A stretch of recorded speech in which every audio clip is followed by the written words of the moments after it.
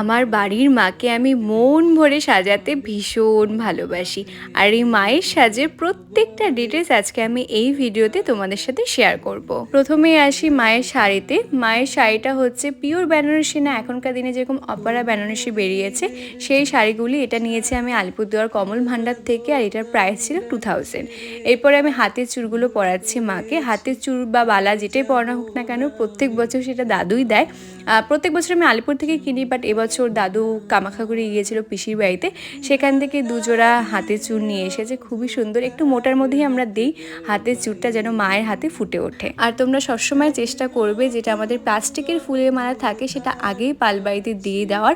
ওরা যেন চুল সেট করার আগে মালাটা পরিয়ে দেয়, কারণ চুলের নিচ থেকে মালাটা থাকলে ওটা সুন্দর লাগে দেখতে বেশি।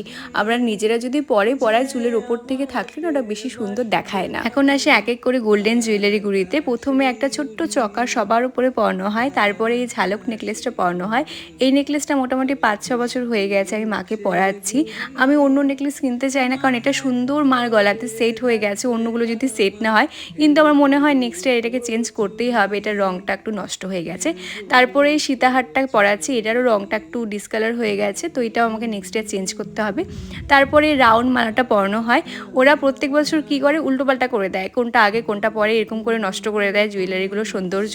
তাই এবার আমি সামনে থেকে দাঁড়িয়ে সুন্দর করে সেট করে দিয়েছি। আমরা তো মেয়ে মানুষ, আমরা বুঝবো কোনটার পরে কোনটা বেশি ভালো লাগে। এরপরে একটা লহরি পরানো হচ্ছে মাকে, বাট এই লহরিটার না একটা গল্প আছে। আমার মায়ের যেটাই দরকার হোক না কেন আমায় না সবসময় স্বপ্ন দেখিয়ে দেয়। তো একদিন রাতে আমি স্বপ্ন দেখলাম, আমার মা আমায় বলছে, এই যে তুই আমায় গয়না পরাস, একদম নিচটা যে ফাঁকা তুই দেখতে পাস না।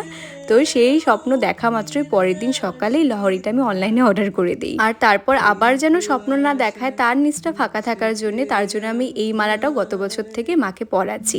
একদম শেষের এই বড় লহরি বা যেই মালাই বলুক না কেন এটাকে, এটা আমার খুবই পছন্দের একটা মালা। এটা পরানোর পরে মায়ের সৌন্দর্য যেন আরও বেড়ে যায়। আমি সামনের বছর থেকে কিছু গয়না চেঞ্জ করব মার। তো তোমরা সবাই আমাকে সাজেস্ট করো যে আমি পুরো সেটটা কি গোল্ডেনের মধ্যেই রাখবো নাকি একটু টেম্পল জুয়েলারিও অ্যাড করব। তোমরা কিন্তু আমায় সাজেস্ট করো। তোমরা যদি নিচের দুটি মালা কিনতে চাও, নিজেদের জন্য হোক ঠাকুরের জন্য হোক, আমি যেহেতু দুটি মালাই অনলাইনে কিনেছি, তো আমি কমেন্ট বক্সে লিঙ্ক দিয়ে দেবো, সেখান থেকে নিয়ে নিতে পারো। তারপর দাদাকে আমি কানেরগুলি দেখাচ্ছিলাম, টিকলিটাও দেখাচ্ছিলাম। টিকলি আমি দোকানে যেটা সুন্দর পাই সেটাই নিয়ে নিই, বাট আমি এবার ভেবেছিলাম যে সিঙ্গেল টিকলি পরাবো টানা ছাড়া। পরে আমার মা বললো যে মায়ের মুখটা তো একটু বড়, সিঙ্গেল টিকলি থেকে টানাটা বেশি সুন্দর লাগবে, তো পরে টানা টিকলি নেওয়া হয়। আর দেখো এই বদমাসটাও এসেছিলো তার মাঝে, আর অ্যাজ ইউজুয়াল আমাদের ঝগড়া লেগে যায় সামনে আসলেই। আর এই পিচি বাচ্চাটাও এসেছিলো, এত কিউট ছিল, আর মায়ের পাশে একদম লক্ষ্মী ঠাকুরের মতো লাগছিল ওকে দেখতে। প্রত্যেক বছর মাকে বড় পাশাই পরানো হয়, বাট এই বছর আমি ভেবেছিলাম কান পাশার সাথে আমি টানা দিয়ে মাকে পরাবো, কিন্তু এই যে ওরা আবার গন্ডগোল করেছিল। আমি ওদেরকে বোঝাতেই পারছিলাম না এই কান পাশাগুলো এত নিচ থেকে পরায় না, এগুলো একটু ওপর থেকে পরাতে হয়। অনেকবার বলার পরে ওরা একটু ওপর থেকে পরায়। এর জন্য এবছর আমি সামনে থেকে দাঁড়িয়ে মাকে তৈরি করেছি যেন ওরা কোনো গন্ডগোল না করে। তারপরে তো দুপাশে টানাগুলি পরিয়ে দেওয়া হলো। এবার আসছি মুকুটে। তোমরা মুকুটের ডিটেলস অনেকে জানতে চাইছিলে কোথা থেকে নিয়েছি। এই মুকুটটা আমি আমার নিজের হাতে ডিজাইন করেছি মার জন্য। সেটা যদি তোমরা দেখতে চাও আমায় কমেন্ট করো, আমি একটা আলাদা ভিডিও করে রেখেছি, তোমাদের সাথে সেটা শেয়ার করব। সত্যি বলতে আমি মাকে ওই গোল্ড প্লেটের ওপরে যেগুলো বড় বড় ঠাকুরের মুকুট থাকে সেগুলো পরাতে চেয়েছিলাম, কিন্তু আলিপুরে তো সেগুলো পাওয়াই যায় না। আর এই শর্ট টাইমের মধ্যে আমি বাইরে থেকেও কাউকে দিয়ে আনাতে পাইনি, তাই নিজের মতো স্টাইল করে এই গোল্ডেন মুকুটটা মাকে পরিয়েছি। খুবই সুন্দর লাগছিল দেখতে। আমি তো জাস্ট মাকে দেখছিলাম আর মুগ্ধ হয়ে যাচ্ছিলাম। একটা মুকুট পরানোর পরে যেহেতু আমি আরেকটা ডিজাইন করে এনেছিলাম, দাদা বললো দুটোই পরিয়ে দিই, দুটো পরালে বেশি সুন্দর লাগবে দেখতে। আর সত্যিই দেখো দুটো মুকুট পরানোর পরে যেন সৌন্দর্যটা আরও বেড়ে গেল। এরপরে ওড়নাটা পরানো হচ্ছে। ওড়নার কথা প্রত্যেক বছর এই পালবাড়ির দাদা যখনই আমাদের বাড়িতে ঠাকুরের মাপ নিতে আসে তখনই বলে যায় যে ওড়নাটা একদম ছোট কিনবে, অন্নপ্রাশনে ওড়নার মতো। কিন্তু প্রত্যেক বছরই আমি দাদার কথা অমান্য করে বড় ওড়না কিনে দিই। আমার মনে হয় বড় ওড়নাটা বেশি সুন্দর লাগবে।